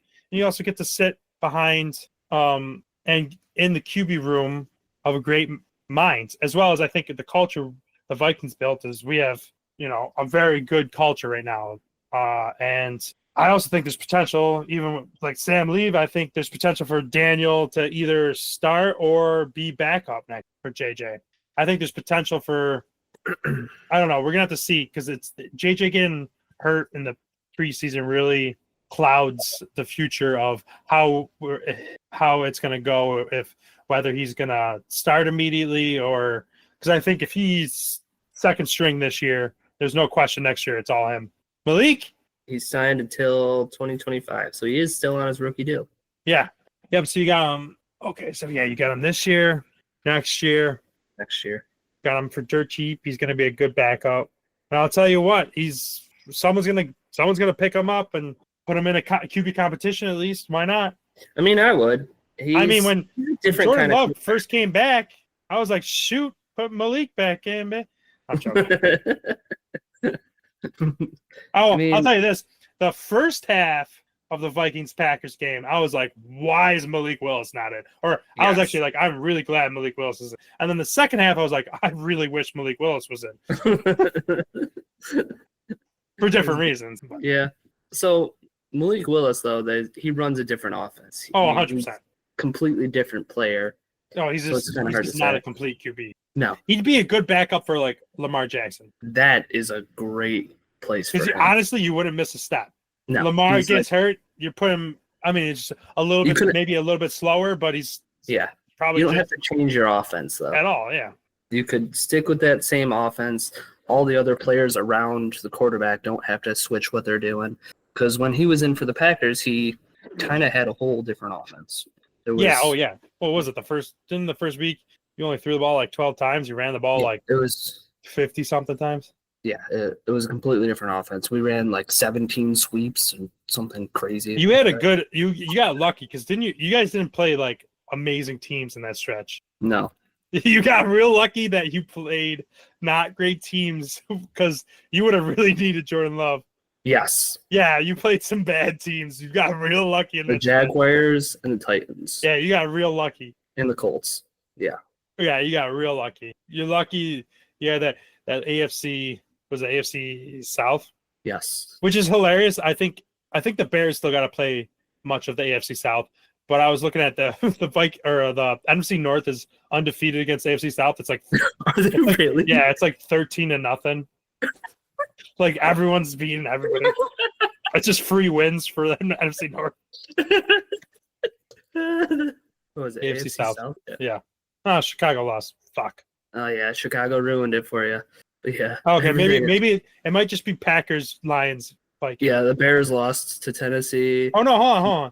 In Indianapolis. No, that's the Titans lost to Chicago because Green Bay beat Indianapolis. Yep. Okay, so Houston beating Chicago is the one. All right, so you got to take out Chicago. I think it's so it's Chicago. So if you scroll down, so it's Detroit, Packers, and Minnesota are undefeated against the AFC South, which is kind of hilarious. 14-2 combined with Chicago. Yeah, but if you take Chicago out, it's undefeated. If you take Chicago out, it's 12-0. It's just free wins. That's hilarious. Chicago sucks to be a Bears fan. The Bears still suck. Yeah. And feel bad for Bears fans. I don't. They were talking mad shit. That's true. Before the season. Yeah, they always. I'm used to it though. I can't believe they didn't beat the Lions though. That would have been huge. I still can't believe they messed that up. Oh, you guys better beat them. Packers got to beat them. We got a good chance, but I don't know. It's gonna. I just hope it's a good game. Honestly, going to see it. That'll be sweet. Hey, the Lions Stadium is insane. Yeah. Oh, I meant to ask you. Like, is there any good restaurants that you went to? So we went to some pizza place that we ended up getting kicked out because it was after the game and I was falling asleep at the bar because I was absolutely obliterated. So I don't remember what that place was. It was good though. We did go to Dearborn. We went to some Dearborn. Yeah, it's right outside. It's right outside of Detroit. Sorry. It's like a suburb of Detroit. All right. So like how like Irondequoit is Rochester. Gotcha. And then can I tell you what? I don't even. But I'll tell you what to do. You have to go to the Ford Museum. Ford Museum? Okay, yeah. We have like 4 hours to kill before the game, so. Oh, go to the Ford Museum. You have to go to the Ford Museum. So the Ford Museum is insane. They have all the cars throughout history, and there's a whole bunch of like history, like posters and plaques that'll tell you the history. But then they have like a whole bunch of trains there too inside the building. Ford has trains? Yeah. Well, it's not it's a lot of Ford, but it's also automotive and locomotive Museum of America. So like it's not just Ford, but they show, dude, some of these trains you get to walk up inside of them and like stand where the conductor stood and stuff. Okay. These trains are massive and it's so cool. Like I already told Rachel that I would go again. I want to go again pretty soon. I want to bring her dad. I want to bring my parents. It's a really cool. So yeah, if you guys have spare time, Ford Museum, you got to go to Ford Museum. If seeing like the history of cars, the history of I love history. So yeah, it was really cool. I would go there in a heartbeat again. I would go there. I would go to Detroit just to go. How long does it take, do you think, to get through it all? You could probably 2-3 hours. Speed run it in an hour, but take your time, 2 hours, enjoy it. Yeah, because we're driving up Thursday morning. Mm-hmm. We'll get there probably around. How long does it take you to drive there? To Detroit. 5-6 hours probably. That's it's actually not that bad. Are you going through Canada or are you going through Ohio? Oh, Canada's pretty quick. Canada's like 5 hours, 4.5, 5 hours. It's like real quick through Canada. I want to leave like 8 a.m. on Thursday and then get there around 1 and then do something until we can get some food for dinner and then head to the game. Yeah. Okay. Ford Museum. Yeah, 100%. And the stadium is beautiful too. The Detroit Stadium's a real nice stadium. Awesome. What I like to hear. But yeah, 100% go there. And then we went to some Greek restaurant in Dearborn, and then we went to some hookah bar in Dearborn. It's pretty cool. Fascinating. Okay. We have a plan. You helped us plan it out. We had no plan until now. Now you know. Yeah. So that'll be a fun game, though. I'm excited to cross that one off. What's your prediction score-wise? Prediction. I think it's going to be a low-scoring game. Thursday night game, always low-scoring. Well, not always, but typically. So I'm saying 23-20 Packers. Oh, okay. I mean, I'm always going to pick the I'm Packers. down for that. I'm down. Hey, if that's what it is, it's what it is. They could beat the Lions, though. That would be incredible. Knock them off their pedestal a little bit. That'd be great for the Vikings. It'd be great for the Vikings, yeah. Would be. Because Really the problem good. is, if we went out and the Lions went out, we played against each other last week of the season. No, but- Packers played Vikings last week of the season. No, we don't. Andy, we play the Lions. We play you second last. Okay, maybe I'm wrong there. Maybe second last. Yeah, I thought it was the last week. Okay, Second last. I'm wrong. Yep. But so the problem though is they'll be one game up. If we won, we'd be tied, but they have the tiebreaker. So they need to lose a game against you Yes. guys. Yeah, it needs to be against the NFC team. Because the problem is we lost to an NFC team. Well, I guess they lost to an NFC team. They need to lose to you. That'd be great. They need to lose just in general to somebody. The worst part is the Bears had such a good chance. Like they just had to go and fuck it up. I know the Bears should have won it. I mean, it's so fucking. Same with the Raiders. Yeah, the Raiders But I messed think it up. the fix is in. The NFL so wants Detroit versus Kansas City. Yeah, I agree. And they want it to be like a 15-1 team versus a 15-1 team. Or 16-1, sorry. Yeah, that's the script. You nailed it there. I wish it wasn't. I feel like the NFL is almost rigged this year. It's Pretty just, bad. Dude, the refs are real bad this year. I don't know what's going on with them Chiefs, but they get everything just. They get all goes- the calls, all the lucky plays. Yeah, something's in the water in Kansas City, or I don't know. I can't believe it's still happening. After all these times, you'd think somebody would do something about it, but it doesn't seem like it's gonna fix anything. So Yeah. I mean, we'll see. They you can only be you could be lucky till the end, but the way they are winning is not sustainable. I would agree. Like if they play the Bills in the playoffs, they ain't beating the Bills. No. The way the Bills are playing, if the Bills keep playing the way they're playing, they're not beating the Bills. If the Ravens are weird. I actually don't know if the Ravens could be. The Ravens, for some reason, cannot figure out Steve Spagnuolo's defense, which a lot of people can't. Like that's the thing that people forget is KC. They have a good D. Their defense is carrying them. Yes. Their offense sucks. Yes. Their It's defense like horrible. Travis holding them Kelce, in these games. I wouldn't be surprised if he retires because Mhm. you could just tell he's isn't he like 34, 35? He's up there. Yeah. I think, and you can just tell the difference from last year and this year. That's just age. And Yeah, they just do not have any weapons. They didn't have any weapons last year, really. No. They lost Tyreek, and Juju Smith-Schuster was like their only thing last year. Yeah, that's the one reason. That's the one problem is they're not even paying them that much. But when you pay a quarterback a lot of money, eventually you Gotta. year over year, if you keep paying them that high of money, eventually you can't pay players. You have to rely on rookie talent and built at home, like inside talent. And if that's not working out, it's gonna start sucking. Yeah, I'd agree.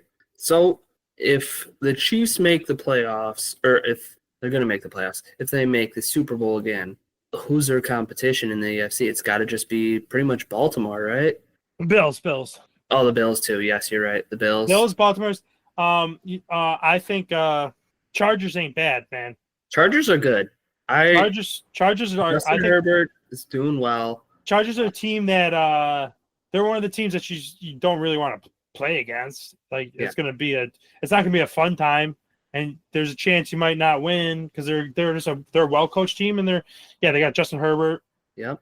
They got a decent defense. They got a decent offense. They're a well rounded team. They're not amazing. They're like the Giants team that beat Brady. Well, the problem is you can't make any mistakes against them because they will beat you up if you make some mistakes. If you don't make mistakes and you're like if the Bills play them and they don't make no mistakes, Bills are going to win.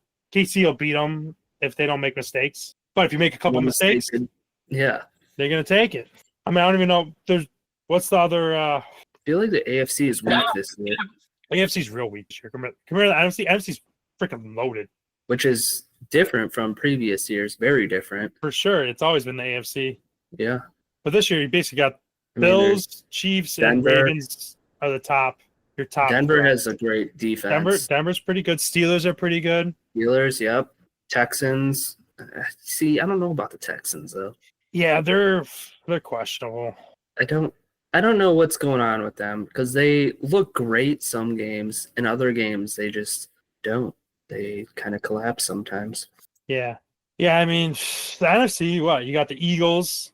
Eagles are Lions, great. Lions are incredible. Packers, Vikings. I think both of the whole NFC North besides Chicago, which we've already shit on enough today.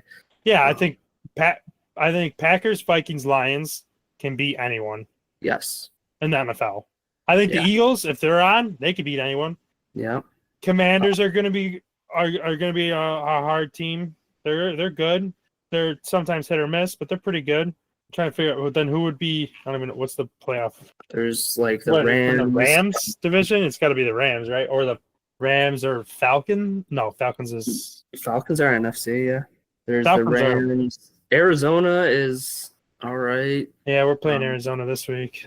Yeah, you got Lions. Right now, the playoff picture is Lions, Eagles, Seahawks, Falcons, Vikings, Packers, Commanders. Oh, yeah, I forgot all about the Seahawks. See, the funny thing, though, is like you got Lions, Eagles, Seahawks, Falcons, but that's not the best four teams. You got Lions, Eagles, Vikings, Packers, probably Commanders, then Seahawks, Falcons. Yeah, I'd agree. Which, this is why I would love this. Like, in 2 weeks, the Vikings play the Falcons, which will be old Kirky boy coming back.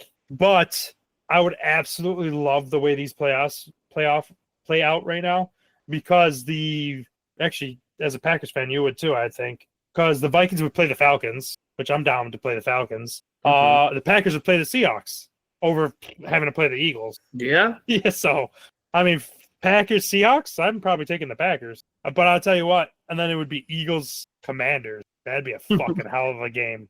That's a very good game. Eagles, Commanders, playoff race.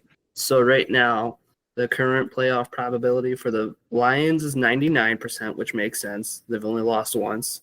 99% for the Vikings, also, and 98% or 96%, sorry, for the Packers. And there you go. Yeah, it's so fucking wild. For one division. Yeah, one division. Yeah, I mean the Bears fell off, but that's so wild. Yeah. Granted, the records will shake up a little bit because we all play each other one more time. Yes. So you got Vikings, Packers, Vikings, Lions, Green Bay, Lions. I'll tell you what. I think that game. Which game? Vikings, Packers. Is that currently Sunday night? If it's not, it's definitely getting flexed. I don't know if it's Sunday night. 1 p.m. Yeah, that's getting flexed. Yeah. Unless there's like some crazy game. There's no way. You're going to have two of the best teams. Yeah, it's a 1 p.m. game. Wow. It's got to get flexed. Division rivals. I mean, it's not for, but it could be first for the division. No, yeah, you never know. Probably not, but.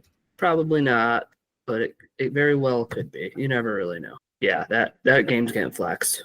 Tampa versus Dallas on Sunday night. Yeah, fuck that. Or Jacksonville versus Vegas at the 4:25. Yeah, no. Yeah, that's gotta get flexed. That's gotta get flexed Sunday night. God, Tampa Bay versus Dallas. Dallas is a dumpster. Dallas, I don't know what's going on with them, man. They got to figure something else out because it is not working for them. Oh, I know. Not great, that's for sure. Oh, wait, no, I was at the wrong day. Even worse. So Miami versus Cleveland, December 29th. Is the Sunday night game? That's the Sunday night game. Why? Miami versus Cleveland. Yeah, why would you even make that like in the beginning of the season? That doesn't even make sense. That doesn't seem like a good matchup even beginning of the season. I don't know, man. Like I guess the Dolphins were going to be pretty good, but they weren't like, I don't know. And then the Browns, I don't think anyone thought the Browns were going to be like amazing. I don't know. That's a questionable scheduling. Yeah, I'm not sure what's going on there. That's getting flexed. I don't know. I don't know how they do their flexing of games. Do you know? You gotta. I think this is what I'm looking at right here. So I think you have to do it. You have to announce it like 13 days before. I think. So you have to. Yeah, so you have to declare it. I think it's like 13 days before, so it's basically 2 weeks before. But also, I think see Vegas versus New Orleans that day. Tickets are $35. Or Tennessee versus Jacksonville, $20. Jeez, The Sunday night game actually. Yeah, then look at Green Bay versus Minnesota. That was $276. So I think, but also the problem is there is a rule that networks get a certain amount of games that they can protect. So Fox could technically protect that game because they want that game. So it could possibly not get flexed because Fox protects that game if they haven't used their protected games yet. So like that is a reason that sometimes really good games don't get moved. It's because they get protected. Okay. Because then you got like the last week of the season. I'm pretty sure all games are to be determined because they move them all around to figure out because they want to make it so there's no spoilers. Yeah, you're right. And so teams don't say like, oh shoot, someone won, so we don't need to play. Yeah, yep. like if it's for the division, Minnesota and Detroit will be the night game. 100%. Yeah. If it's not, then like it'll just be a 1:00 game because it won't really mean much, most likely. These are all divisional games. Yeah. Yeah, I do like what they've been doing with the divisional games at the end of the year. Yeah, I agree there. It's nice because it makes it a little bit more interesting. Like what was it 2 years ago when it was Detroit versus the Packers? Yeah, Detroit won, kicked the Packers out of the playoffs. That was a rough one. That one hurt my soul a little bit. What do you think is the? Well, actually, I know your answer. What's your favorite game you've ever watched? Ever watched on TV? Probably on TV, Vikings Saints with you. Oh yeah, wild card game. Diggs down the sideline, baby. Diggs down the sideline. Watched in person. That's actually really hard because it's got to be Bills Vikings or it's Vikings Colts in 2022. Went to both of them. Got to see the Jefferson catch. That game, it might actually be. See, I don't know because that game was just absolutely wild for the last like 2 minutes. Bills one. Yeah, it was absolutely wild. And then the Colts Vikings game was just such a soul ripping. 33-0. Yeah. It was soul ripping because the first half I was like, I literally bought these tickets and this flight this week to go to this game on a Saturday, and I was like, I am so stupid. I wasted all this money on a whim to go, and I was just so disappointed. But I also was like, about that was you were telling me how Rachel was saying, "Don't worry, Matt, they'll come back at halftime." I was like, I was like, oh my gosh, shut up. She was. I'm like, you don't understand it. No, it literally doesn't happen. It's never happened. Yeah. Little did we know. The only one that believed in him, though. Yeah, that game was wild. That game was crazy. So, what was the stadium like during that game? Because it had to have been just absolute roar for the first half because it was in Indianapolis, right? No, Minnesota. Oh, it was in Minnesota. Okay. Yeah. So I'll tell you, silent then. It was bad. It was so they handed out like these free programs, and was it towards the end of the first half, or maybe it was like the beginning at halftime, but there was literally just like hundreds and hundreds of paper airplanes that people were making out of them, and people were throwing them and trying to get them on the field, and they were also kicking people out if they caught you throwing airplanes. Yeah. Yeah. So like it was just very a lot of fans left. You could see a lot of people leaving. And it was the fans that were there were just like a lot of them were just having fun throwing airplanes and stuff. And then there's just a couple like the first couple touchdowns was like okay, and then it was 22. It was what was that? What was it was 2022, right? Yes, 2022. Yep. Yeah, so it was 33-0, and it ended up being the final was 39-36. So it was just crazy, and I just remember. Matt Ryan did a QB sneak. So twice during the first half, was it Sullivan? He was a former cornerback for the Chandon Sullivan. So 2 times during the first half, he got a fumble and returned it for a touchdown on the Vikings. He was a Vikings corner, but they blew the play dead. What? And he got it. And he scored. Swear to God. Yeah. So twice it happened. Actually, the second time, Shannon Sullivan got a penalty because he was like, are you effing kidding me? You're going to blow it dead again, and I'm picking this ball up, and I'm scoring. The second time would have been a touchdown, and he threw his helmet off and threw it on the ground. He ended up getting a personal foul. So that was wild. And, like, everyone there was like, what are you doing? Because they were blowing the plays dead early. So then like the ball's down, the fumble doesn't count, none of it counts. But on the final drive or in regulation, the Colts, Matt Ryan, it's 4th and inches, and he goes for a QB sneak. And we're stuffing it, but then he doesn't get it, but then he ends up falling forward, and it looks like he gets it, and they're reviewing it, and it's the ruling on the field is that he was short, and they're reviewing it, and it just so happens that at least the refs were consistent that they blew it dead early. So when they blew it dead, he didn't cross. And then he ended up falling forward, but they blew it dead early. So he didn't get it. And then the very next play, we did Dalvin Cook lined up out wide, and he did a wide receiver screen with Dalvin Cook, and he caught it, and then he ended up scoring a touchdown. But I remember he caught it, and he like zigged and zagged a little bit, and then he had an opening. And I remember I still watch the highlight every once in a while because you can hear it in the video, but it brings me back to the actual moment where it's like quiet because they're on offense, and then they throw it to him, and then he does a little move and he breaks it open, and then as soon as he breaks it, there's a pop, and the whole stadium goes absolutely wild because if he scores one, we have to go for 2 to tie it, but if he scores, we just came back, so he gets it, he scores, and it was going wild, and then TJ Hawkinson catches the 2-point conversion, goes wild. And then it takes the whole entire overtime. And as time is going, with multiple possessions, both teams, as time, there's a couple seconds left. As time's going out, kicker gets it through the uprights, and we actually won with a kicker. That's crazy. Greg Joseph. Greg Joseph. It was wild. That was a crazy year, 2022. Shoot. It was 11-0 in one-score games. For this, Kirk Cousins threw it 54 times that game. Wow. Threw for 54 times, 36 completions for 54 attempts for 460 yards and 4 touchdowns. Yeah. Spreading the ball out, KJ Osborne has one. Jefferson has a touchdown. Dalvin Cook has a touchdown. Adam Thielen has a touchdown. Spreading the love everywhere. Right? What was that? He had 2 interceptions too, didn't he? Yes, 2 interceptions as well. So that was the funny thing too, is when I'm pretty sure when the second half opened up, he threw an interception, and then also we punted once. We punted, and then we just happened to say, okay, now we'll start scoring. Yeah, so like it wasn't like all sunshine and rainbows when we came back either.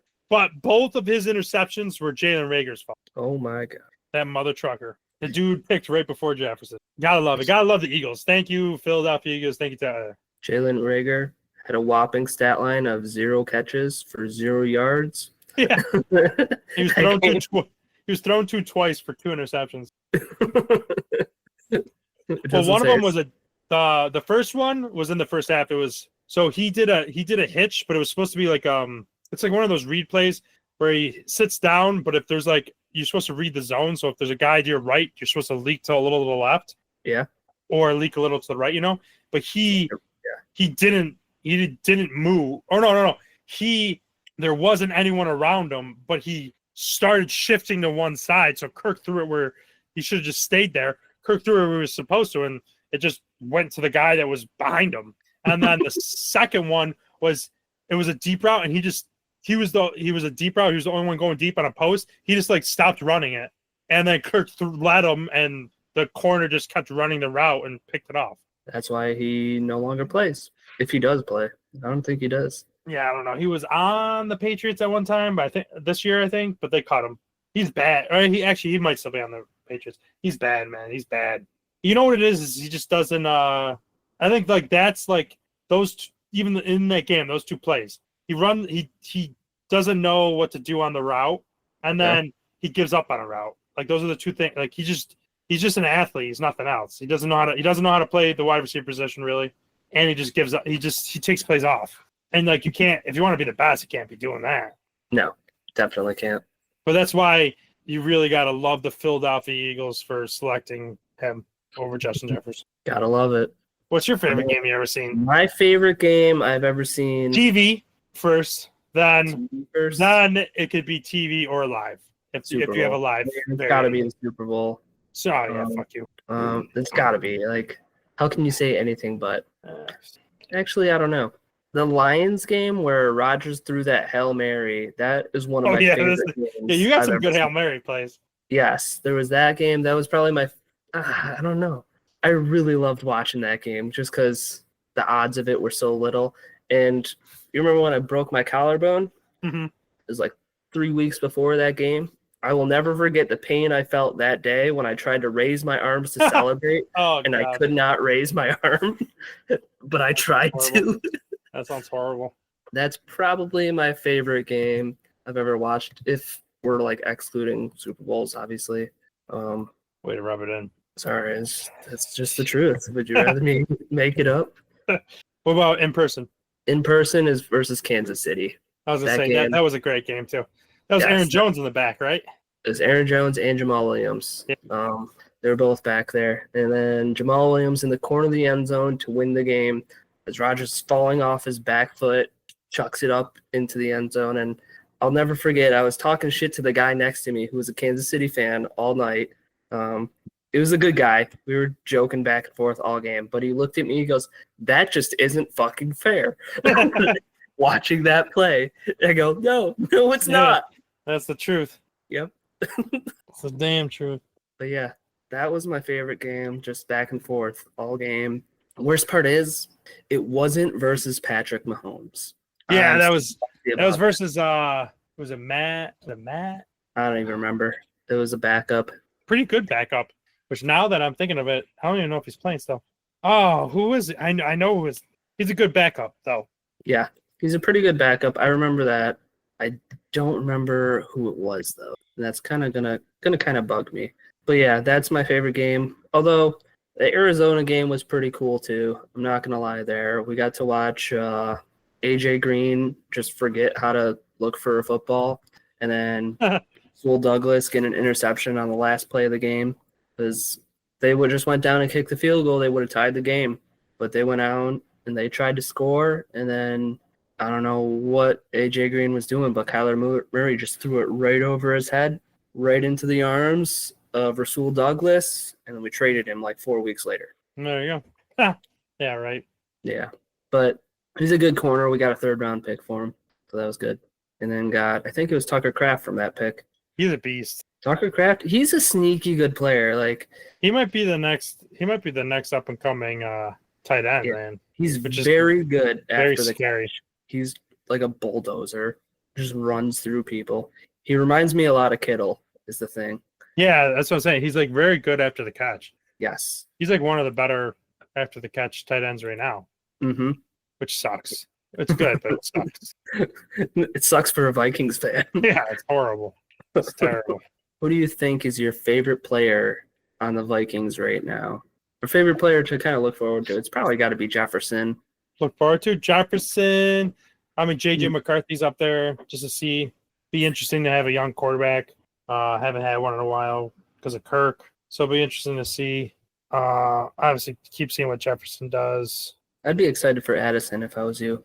I'm excited for Addison. The only thing is I think Addison might be a wide receiver that it all depends on Jefferson, I think. Mm-hmm. But I can see Addison being once his rookie contract's up, he wants to go. He wants money. Go somewhere else. He wants to be the number one somewhere else. I can see that, yeah. Just because of his demeanor and also like he's had off the field issues both years. Both off seasons of his rookie year and then this year. So I could see him definitely being so like I look forward to him, but I also I wouldn't buy his jersey, is what I'm trying to say. Okay. Because I think he's really good, but I could also see him popping ship, taking a big contract, number one wide receiver money contract from somewhere. I mean, and good for him, fucking wide receivers, yeah. Who was a guy that got paid a couple of years ago on the Jaguars? Was it Kirk or no? Yeah, somebody Kirk. else? No, was it Kirk? It was Christian Kirk. Yeah, he was like the number 3 or 4 guy on the Cardinals, and he got paid. He was the highest paid wide receiver in NFL history at one point. Yeah, which is crazy because now he's 3rd string again. Yeah, I know. Yeah, it's absolutely wild. And that's the problem is then the Jags doing that like reset the why why? Because then, like, what? So Justin Jefferson, CeeDee Lamb, AJ Brown, Tyreek Hill, they're gonna be like, Christian Kirk is getting paid more money than me. Come on, are you kidding me? Yeah. Because Christian Kirk can't shine any of those guys' shoes. No, he is not nearly close to any of them. So then that just blew up the wide receiver market, all because of the Jags. Freaking Jags. I mean, it would have probably happened, but it would have been more of a slow burn. Yeah, eventually. It wouldn't be set so immediately high so quickly. Yeah, because before that, I think it was like the problem was because I think it was like it was close, but the problem was it was Christian Kirk. It was not a number one wide receiver, and then all of a sudden, like a number two wide receiver, basically got paid the highest ever at wide receiver. So then anyone who's a number one is going to be like, well, I got to get paid way higher than him. Yeah, you can't have your number one wide receiver, especially somebody with the capabilities of like AJ Brown or all those people you just mentioned, CeeDee Lamb, Tyreek. You can't do that.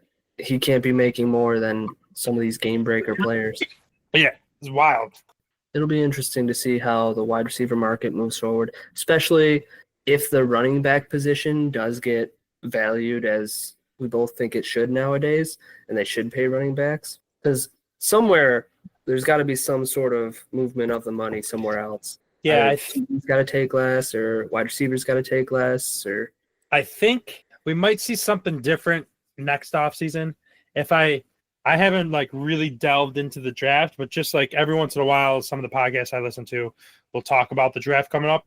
And I'm pretty sure this year coming up is absolutely loaded at running back. Really? Like loaded. Like multiple rounds deep. Like you're gonna get dudes in the third, fourth, fifth round. And there's gonna be first rounders, there's gonna be second rounders, but you're gonna get really good guys in the third, fourth, and fifth too. I think there might be some, like if you're a free agent, I think what I'm trying to say is I think this past year was a good year because this rookie running back class wasn't good this year. It wasn't like there was no one great jumping out. Whereas I think so like free agents really got to hit home. I think this year coming up, you like kind of don't want to be a free agent running back because a lot of teams are gonna be like, there's some studs in this draft coming up. We might wait for the draft, and then you might see some running backs get picked or get signed that are free agents a little bit later after the draft, just because I think this draft is supposed to be insane. Really? I know nothing about this draft besides like Deion Sanders' son there. Yeah, Shedeur and Travis Hunter.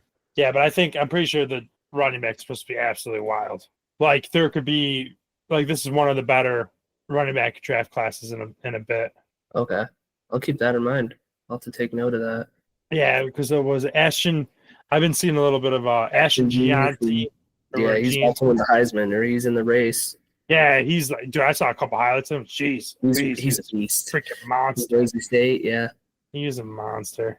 Yeah, you got 7 running backs that are rated in the top 90, which is pretty good overall. Yeah, that's not bad. Currently on NFL.com, I don't know. Oh no, CBS.com. I don't really know what that means though, so don't quote me on that's just random people too. Yeah. Because what they also because what they said happened too is because you could start getting paid in college. Mm-hmm. If you're a running back, because running backs' careers are shortened, they said, especially once they get to the NFL, they said you're an idiot if you don't take full advantage of your college earning years as a running back, because you could make buku bucks as a college running back, make all your money there because running back is one of the positions that most guys don't even see a contract past their rookie contract, or they just see their rookie contracts and then they see a similar contract. Whereas when you're in college, you could get a $5 million, $6 million deal a year just from sponsors and everything. Yeah, you could do pretty much anything. I wonder how it's going to be going forward with all these college athletes making money off of different things now. Yeah, I know. I think it's going to be. That was one of the things was a lot of running backs. I think they were either redshirt sophomores or they were juniors this year, and they could have came. But a whole bunch of them chose not to because they can make just as much money in the college. So why not? If the average career of a NFL running back is 4 years, and it doesn't matter if you stay an extra year in college. Make an extra year of money in college. That makes sense. Yeah, Okay, Andy. it's a good podcast. I'll have Pickle, to. pickle. What'd you say in the beginning? Where's the pickle? I don't even know. I said something pickle. Yeah. Where's the pickle? Or that's the pickle? I don't know. That's the pickle. I think that's what it was. That's the pickle. All right. Well, I'm sure I'll talk to you soon. All right, sounds good. Yep. And hey, have fun at the Lions game though. Yeah. Take pictures, videos. I will do. Will do. Call me if the Packers win. I will. All right. See you, Matt. Yeah. Take care.